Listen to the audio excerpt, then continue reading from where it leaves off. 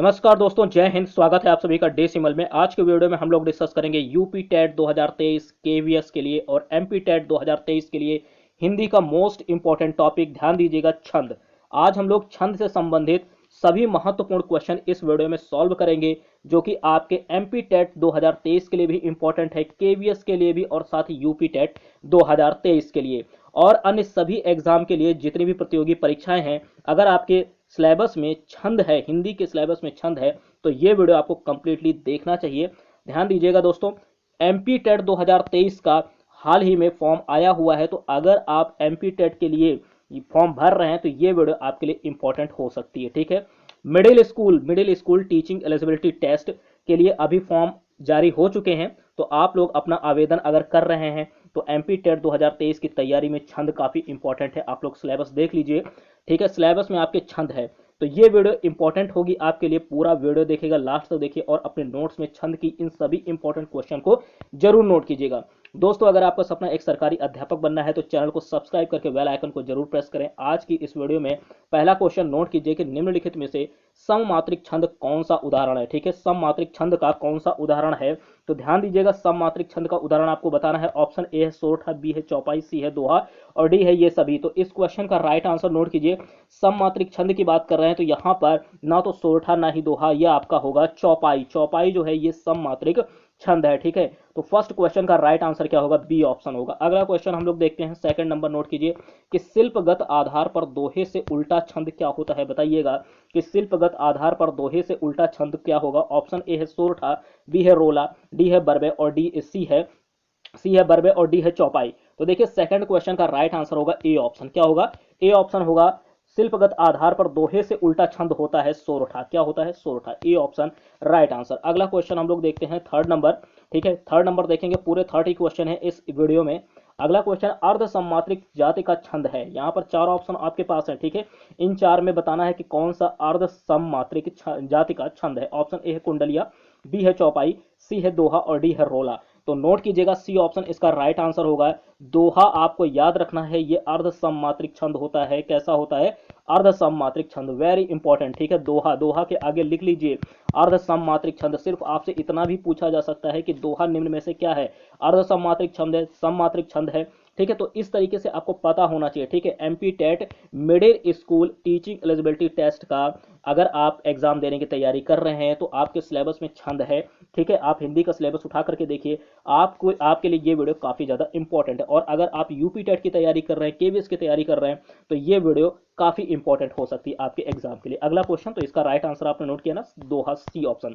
चौपाई के प्रत्येक चरण में मात्राएं कितनी होती हैं, इंपॉर्टेंट क्वेश्चन है ना। देखिए, इस तरीके के क्वेश्चन भी एग्जाम में आ चुके हैं कि चौपाई के प्रत्येक चरण में मात्राएं बताइए कितनी होती हैं, 16, 15, 13 या 11। तो नोट कीजिए, इस क्वेश्चन का राइट आंसर होगा चौपाई के प्रत्येक चरण में मात्राएं अगर आपसे पूछी जाए तो कितनी होंगी, 16 होंगी। कितनी होंगी, 16, 16, याद रखिएगा। 16 मात्राएं होती हैं चौपाई के प्रत्येक चरण में, हर एक चरण में 16 मात्राएं, 16 मात्राएं। ठीक है, अगला क्वेश्चन, अगला है, नोट कीजिए कि घनाक्षरी छंद है। बताना है आपको कि घनाक्षरी छंद कैसा है। यहां पर आपके पास ऑप्शन है मिश्र है, वर्णिक है, मिश्र है, मात्रिक है और वर्णिक है। तो बताना है कि घनाक्षरी छंद किस प्रकार का है या इनमें से कोई नहीं।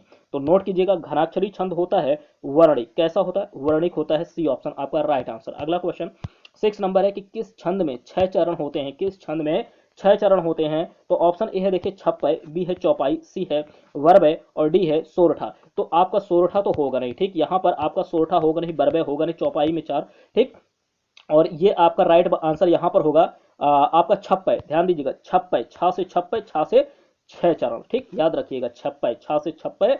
और ये आपके छप्पय में कितने होंगे, 6 चरण होंगे। कितने चरण होंगे, 6 चरण होंगे, इसलिए ए ऑप्शन आपका राइट आंसर। तो इस तरीके से इसके नाम से ही आपको पता चल रहा होगा, छप्पय यानी छा से छप्पय और छा से 6। ठीक, समझ गए ना। अगला क्वेश्चन देखिए, 7वां नंबर है कि अर्ध सममात्रिक जाति का छंद कौन सा है। अर्ध सममात्रिक जाति का छंद, ऑप्शन ए है यहां पर आपके पास कुंडलिया, चौपाई, रोला या दोहा। ठीक, तो देखिए 7th का राइट आंसर आपका होगा डी ऑप्शन। ठीक, ये जो दोहा होता है ये अर्ध सममात्रिक छंद है। ठीक है, और इसके अलावा ये आपके अर्ध सममात्रिक छंद, यहां पर ध्यान दीजिएगा, डी ऑप्शन आपका अर्ध सममात्रिक छंद है जो कि पूछा जा रहा है। अगला क्वेश्चन 8th नंबर नोट कीजिए कि वीर या आल्हा किस जाति का छंद है। ठीक है, सुना होगा ना आल्हा आप लोगों ने। तो ये जो वीर या आल्हा होता है, आपको बताना है किस जाति का छंद है। ऑप्शन ए है मुक्त, बी है वर्णिक, सी है मात्रिक और डी है इनमें से कोई नहीं। तो नोट कीजिए 8 का राइट आंसर होगा सी ऑप्शन। क्या होगा? मात्रिक छंद है, वीर या आल्हा जब भी आपसे पूछा जाए तो आप इसको राइट आंसर मात्रिक छंद में लगाएंगे। किसमें? मात्रिक छंद में। C option right answer. अगला क्वेश्चन, दोहे और रोले को क्रम से मिलाने पर कौन सा छंद बनता है? वेरी इंपॉर्टेंट क्वेश्चन, ठीक है। इस तरीके के क्वेश्चन भी पूछे जा चुके हैं कि दोहे और रोले को मिलाने से कौन सा छंद बनता है। ऑप्शन ए है बरवे, बी है सवैया, सी है हर गीत का और डी है कुंडलिया। तो नोट कीजिएगा 9 का राइट आंसर होगा डी ऑप्शन। क्या होगा? दोहे और रोले को क्रम से अगर मिलाया जाता है तो वो क्या बनेगा? कुंडलिया बनेगा। क्या बनेगा? कुंडलिया। ध्यान रखिएगा, कुंडलिया कैसे ऐसे लिख लीजिए, दोहा और प्लस रोला, ध्यान दीजिए, ठीक है, रोले। तो K equal to D plus R, ऐसे अगर आप लिख लेते हैं ट्रिक के फॉर्म में, ठीक है। वैसे ये कोई आप याद करने के लिए इस ट्रिक को यूज कर सकते हैं, K is equal to D plus R, ऐसे, ठीक है, ऐसे नोट कर लीजिए। तो यहाँ पर ध्यान दीजिएगा, क्रम से रहे, पहले दोहा फिर रोला, दोहा और रोला, अगर इनको क्रम से मिलाते हैं तो क्या बनेगा? कुंडलिया बनेगा, ठीक। तो K is equal to D plus R, ऐसे याद कर लीजिएगा, ठीक। और अगर आप इसको और दूसरे तरीके से याद करना चाहते हैं तो इस तरह, क द र, कदर, कदर शब्द सुना है ना, कदर, कदर करना किसी चीज की, ठीक। तो कदर यानी का से आपका कुंडलिया हो जाएगा, क्या बन जाएगा? कुंडलिया, कुंडलिया, ठीक है। और दा से आपका क्या हो जाएगा? दोहा, आप समझ ही गए होंगे, और रा से रोला, ठीक। ऐसे याद कर लीजिएगा कि कदर, कदर आपने यहाँ पे ये वर्ड याद कर लिया ना, कदर, इसमें का आपका कुंडलिया हो जाएगा, दा आपका दोहा हो जाएगा और रा आपका रोला हो जाएगा। तो अगर दोहे और रोले को क्रम से मिलाया जाता है, ठीक है, तो क्या बनेगा? कुंडलिया बनेगा। तो कदर शब्द याद रखिए, कदर शब्द याद रखिए, और या फिर आप याद कर लीजिए K equal to D plus R, ऐसे याद कर लीजिए। अब इन दोनों में से कोई एक याद कर लीजिए ट्रिक से, ऐसे याद करना, ठीक है आपको। और छप्पे में छा से छप्पे, जब अभी पीछे एक क्वेश्चन था कि छप्पे में कितने चरण होते हैं, तो आपको याद रखना है छप्पे में 6 चरण होते हैं, 6 से छप्पे और 6 से 6, ठीक, ऐसे याद करना इन ट्रिक से। अगला क्वेश्चन नोट कीजिएगा, छंद का सर्वप्रथम उल्लेख कहाँ मिलता है? Very important question. ये क्वेश्चन अगर आता है तो आपके एग्जाम में, ठीक है, आपको राइट आंसर देखिए इन चार में से क्या सेलेक्ट करेंगे? समावेश, ऋग्वेद या फिर उपनिषद, यजुर्वेद। तो बताइएगा छंद का सर्वप्रथम उल्लेख कहाँ मिलता है? ठीक है, 10th का राइट आंसर होगा बी ऑप्शन। नोट कीजिए, ऋग्वेद में छंद का सर्वप्रथम उल्लेख मिलता है। वेरी इंपॉर्टेंट क्वेश्चन, ठीक है, B option right answer, star लगा लीजिए इसे। अगला क्वेश्चन नोट कीजिएगा 11th नंबर की, छंद पढ़ते समय आने वाले विराम को क्या कहते हैं? ठीक है, ये जो विराम प्रयोग होते हैं छंद पढ़ते समय, ठीक, तो उन्हें क्या कहा जाता है? ऑप्शन ए है तुक, बी है गति, सी है यति और डी है गण। तो नोट कीजिएगा, छंद पढ़ते समय जो विराम आते हैं उन्हें क्या बोला जाता है? तो याद रखिए यति बोला जाता है। क्या बोला जाता है? यति, ठीक। देखिए यति आपका सी ऑप्शन है, राइट आंसर होगा, यति कहा जाता है छंद पढ़ते समय आने वाले विराम को। अगला क्वेश्चन 12 नंबर के, छंद शास्त्र के प्रणेता कौन थे? छंद शास्त्र के आदि प्रणेता कौन थे? आपको बताना है। ऑप्शन ए है पिंगल ऋषि, बी है केशवदास, सी है विहारी और डी है वाल्मीकि ऋषि। वेरी इंपॉर्टेंट क्वेश्चन, अगर आपसे प्रश्न पूछा जाता है तो नोट कीजिए 12 का राइट आंसर होगा कि छंद शास्त्र के आदि प्रणेता थे पिंगल ऋषि। कौन थे? पिंगल ऋषि, ए ऑप्शन राइट आंसर। अगला क्वेश्चन 13 नंबर के, छंद से संबंधित गणों की सही संख्या है। आपको बताना है छंद से संबंधित गणों की सही संख्या क्या होगी? 8 होगी, ठीक है, या 9 होगी, या 10 होगी, या 11 होगी। तो देखिए 13 का राइट आंसर क्या होगा? ए ऑप्शन होगा, ठीक है। छंद से संबंधित गणों की जो सही संख्या होती है वो कितनी होती है? 8 होती है। कितनी होती है? 8, याद रखिएगा, छंद से संबंधित गणों की सही संख्या 8 होती है, 8, ठीक। अगला क्वेश्चन 14 नंबर नोट कीजिए कि मात्रिक अर्ध सम जाति का छंद है। मात्रिक अर्ध सम जाति का छंद है। ऑप्शन ए है कुंडलिया, बी है रोला, सी है दोहा और डी है चौपाई। तो नोट कीजिएगा 14 का राइट आंसर होगा आपका सी ऑप्शन, दोहा। मात्रिक अर्ध सम जाति का छंद क्या होगा? दोहा होगा, ठीक है। तो दोहा के आगे आप ऐसे तुरंत नोट कर लीजिए, अर्ध सम मात्रिक छंद, अर्ध सम मात्रिक छंद, अर्ध सम मात्रिक छंद, ऐसे नोट कर लीजिए। कैसे भी घुमा करके प्रश्न पूछा जाए आप राइट आंसर इसको दोहा लगाएंगे, ठीक है। अगला क्वेश्चन, अगला है 15 नंबर की, मात्रा की दृष्टि से दोहा के विपरीत होता है। मात्रा की दृष्टि से दोहा के विपरीत, ठीक विपरीत कौन होता है? ऑप्शन ए है छप्पय, बी है सोरठा, सी है रोला और डी है चौपाई। तो नोट कीजिएगा, मात्रा की दृष्टि से दोहा के ठीक विपरीत होता है। 15 में राइट आंसर आप लगाएंगे सोरठा। क्या होगा? सोरठा। मात्रा की दृष्टि से दोहा के ठीक विपरीत या दोहे का उल्टा, ऐसे दोहे का ठीक उल्टा आप इस तरीके से समझ लीजिए तो तुरंत आपको सोरठा याद आना चाहिए। सोरठा, सोरठा, सोरठा, ठीक है, दोहे का उल्टा सोरठा। तो बी ऑप्शन आपका राइट आंसर, ठीक है। और सोरठे का उल्टा तो दोहा, दोनों में से कोई भी पूछा जाए आपसे, आपसे कहा जाए सोरठे का उल्टा तो दोहा और दोहे का उल्टा तो सोरठा, बी ऑप्शन आपका राइट आंसर। अगला क्वेश्चन 16 नंबर, दोहा छंद का विपरीत छंद कौन सा होता है? दोहा छंद का विपरीत छंद कौन सा होता है? ऑप्शन ए है दोहा, बी है चौपाई, सी है कुंडलिया और डी है सोरठा। 16 का राइट आंसर नोट कीजिए, डी ऑप्शन होगा, ठीक है। दोहे का विपरीत छंद होता है सोरठा, ठीक। अगला क्वेश्चन अगला है 17 नंबर की कुंडलिया छंद किन दो छंदों से मिलकर बना होता है। कुंडलिया छंद किन दो छंदों से मिलकर बना होता है। ऑप्शन ए है दोहा और सोरठा, बी है दोहा और चौपाई, और सी है दोहा और रोला, और डी है सोरठा और रोला। तो देखिए फिर से कुंडलिया यहाँ पर पहले अभी आपसे प्रश्न दूसरे तरीके से पूछा गया था, वहां कहा गया था कि दोहा और रोला, नोट कीजिएगा, दोहा और दोहे और रोले को या दोहा और रोले को क्रम से मिलाते हैं तो कौन सा छंद बनता है, तो आपने बताया था कुंडलिया। ठीक, अब आपसे कहा जा रहा है कि कुंडलिया छंद किन दो छंदों से मिलकर बनता है, तो भी आपको पता होना चाहिए। मैंने आपको अभी ट्रिक याद करवाई है, ठीक है। कदर सब याद रखिए, कदर, कदर, ठीक। कुंडलिया पूछा रहा है यानी दोहा और रोला, दोहा और रोला, दा से दोहा और रा से रोला, या फिर K equal to D plus R, ठीक है। K equal to D plus R, ध्यान रखिएगा इसमें जो सीक्वेंस है ना वो विशेष तौर पर आपको याद रखना है। K is equal to D plus R, यानी के या के से आपका कुंडलिया, डी से दोहा और आर से रोला, ठीक है। इस तरीके से याद करना है, ठीक। तो कदर याद रखिए या फिर K equal to D plus R, तो ये आपका सी ऑप्शन राइट आंसर। अगला क्वेश्चन 18 नंबर है कि अपभ्रंश, अपभ्रंश काव्य का सुप्रसिद्ध छंद कौन सा है, तो नोट कीजिए अपभ्रंश में ऑप्शन ए है पधरी, सी है इहा, और बी है इहा, सी है रास, और डी है कड़वक। तो नोट कीजिए अपभ्रंश, अपभ्रंश काव्य का सुप्रसिद्ध छंद कौन सा है। राइट आंसर आपका 18 का डी ऑप्शन होगा, नोट कीजिए डी, ठीक है। कड़वक, कड़वक, कड़वक इसका राइट आंसर। अगला क्वेश्चन 19 नंबर, देखिए ये बहुत ही अच्छी यहाँ पर पंक्तियां लिखी हुई हैं, ठीक है। बहुत ही अच्छी पंक्तियां लिखी हैं, इनमें आपको बताना है कि छंद कौन सा है, ठीक। तो पंक्तियों को आपको ध्यान से पढ़ना है, ठीक है। अगर ये एग्जाम में रिपीट होती हैं तो देखते ही आपको राइट आंसर सेलेक्ट करना होगा। तो रहमन चुप है बैठिए देख दिनन को फेर, ठीक। जब नीके दिन आई हैं बनत न लगी हैं बेर। बहुत ही अच्छी पंक्तियां, रहमन चुप है बैठिए देख दिनन को फेर, जब नीके दिन आई हैं बनत न लगी हैं बेर। इन पंक्तियों में कौन सा छंद है आपको बताना है। ऑप्शन ए है रोला, बी है सोरठा, डी है सी है दोहा, और डी है चौपाई। तो देखिए इस ये जो पंक्तियां लिखी हैं इनमें राइट आंसर आपका होगा दोहा। क्या होगा, दोहा। ये क्या है, दोहा है, ठीक है, दोहा, यानी सी ऑप्शन आपका राइट आंसर होगा। अगला क्वेश्चन 20 नंबर है कि अवध शिला का उर पर था गुरुभार, ठीक है। देखिए ये भी पंक्तियां हैं, आपको इसमें बताना कौन सा छंद होगा।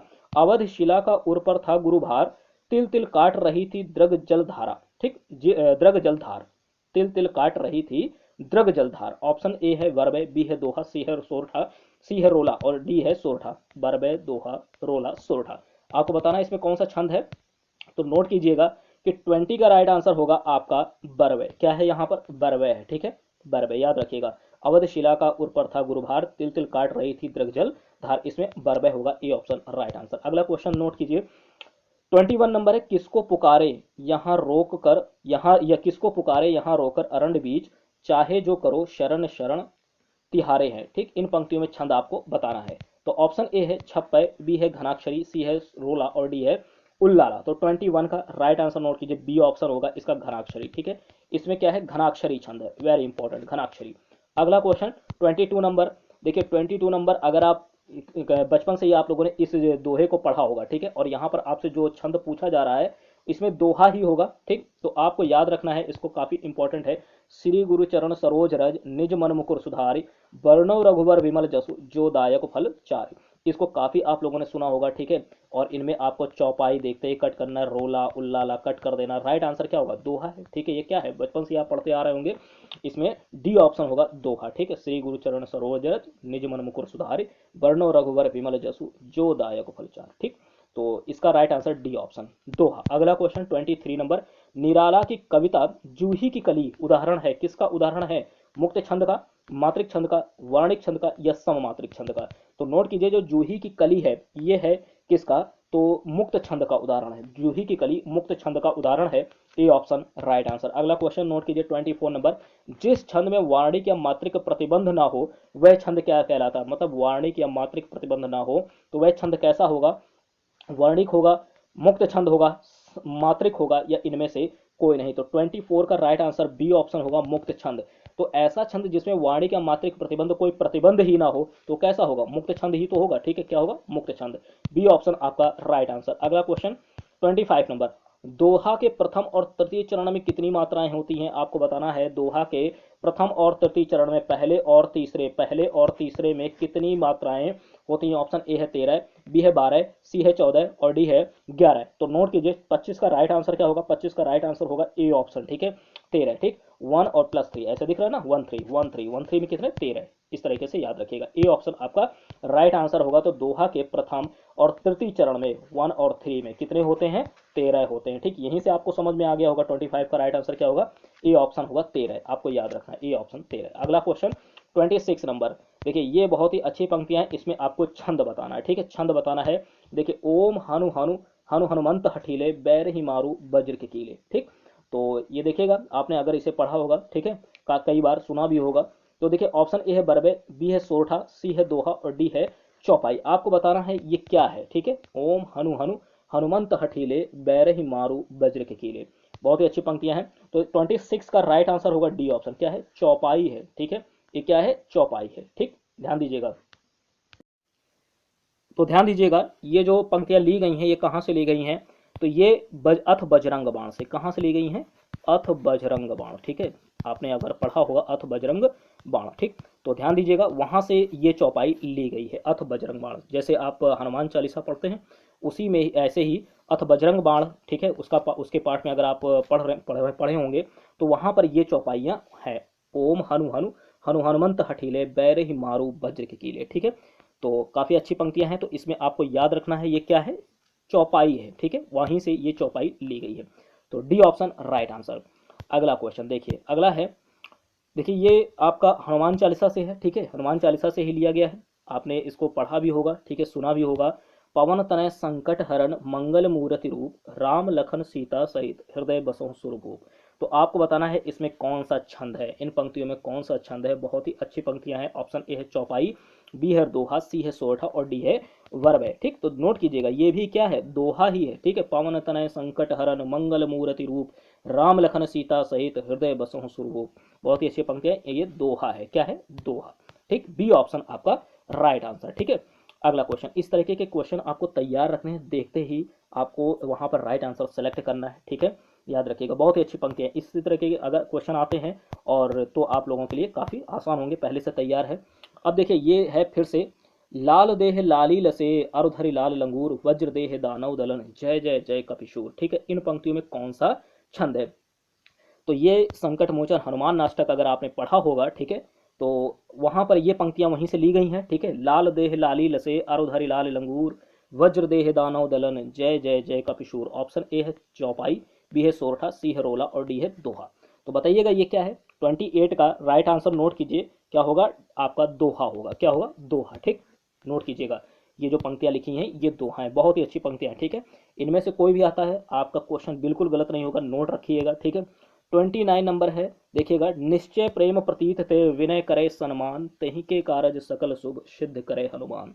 ठीक है, बहुत ही अच्छी पंक्तियां हैं। निश्चय प्रेम प्रतीत ते विनय करे सन्मान तेहि के कारज सकल शुभ सिद्ध करे हनुमान।